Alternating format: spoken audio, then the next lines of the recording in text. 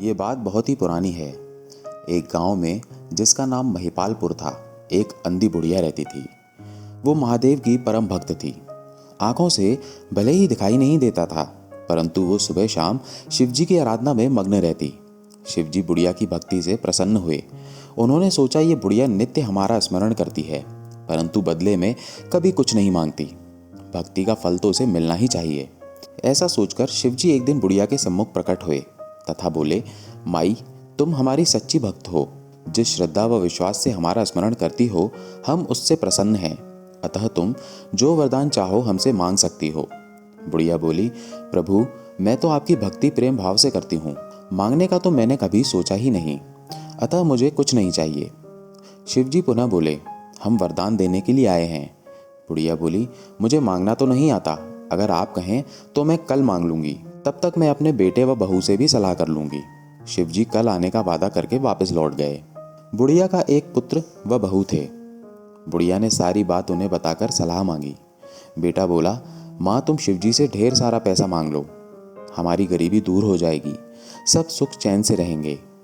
बुढ़िया की बहू बोली, नहीं, आप एक सुंदर पोते का वरदान मांगे। वंश को आगे बढ़ाने वाला भी तो चाहिए। बुढ़िया बेटे और बहू की बातें सुनकर असमंजस में पड़ गई। उसने सोचा, ये दोनों तो अपने अपने मतलब की बात कर रहे हैं। बुढ़िया ने पड़ोसियों से सलाह लेने का मन बनाया। पड़ोसन भी नेक दिल थी। उसने बुढ़िया को समझाया कि तुम्हारी सारी जिंदगी दुखों में कटी है। अब जो थोड़ा जीवन बचा है वो तो सुख से व्यतीत हो जाए। धन अथवा पोते का तुम क्या करोगी? अगर तुम्हारी आंखें ही नहीं हैं तो ये सांसारिक वस्तुएं तुम्हारे लिए व्यर्थ हैं। अतः तुम अपने लिए दोनों आंखें मांग लो। बुढ़िया घर लौट आई। बुढ़िया और भी सोच में पड़ गई। उसने सोचा, कुछ ऐसा मांग लूं जिससे मेरा बहू व बेटे सबका भला हो। पर ऐसा क्या हो सकता है? बुढ़िया कभी कुछ मांगने का मन बनाती तो कभी कुछ, परंतु कुछ भी निर्धारित न कर सकी। दूसरे दिन शिवजी पुनः प्रकट हुए तथा बोले, आप जो भी मांगेंगे वो हमारी कृपा से हो जाएगा। ये हमारा वचन है। शिवजी के पावन वचन सुनकर बुढ़िया बोली, यदि आप मुझसे प्रसन्न हैं तो कृपया मुझे मन इच्छित वरदान दीजिए। मैं अपने पोते को सोने के गिलास में दूध पीते हुए देखना चाहती हूँ। बुढ़िया की बातें सुनकर शिवजी उसकी सादगी व सरलता पर मुस्कुरा दिए। बोले, तुमने तो मुझे ठग ही लिया है। मैंने तुम्हें एक वरदान मांगने के लिए बोला था, परंतु तुमने तो एक वरदान में ही सब कुछ मांग लिया।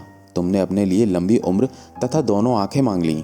बेटे के लिए धन व बहू के लिए पोता भी मांग लिया। पोता होगा, ढेर सारा पैसा होगा, तभी तो वो सोने के गिलास में दूध पिएगा। पोते को देखने के लिए तुम जिंदा रहोगी, तभी तो देख पाओगी।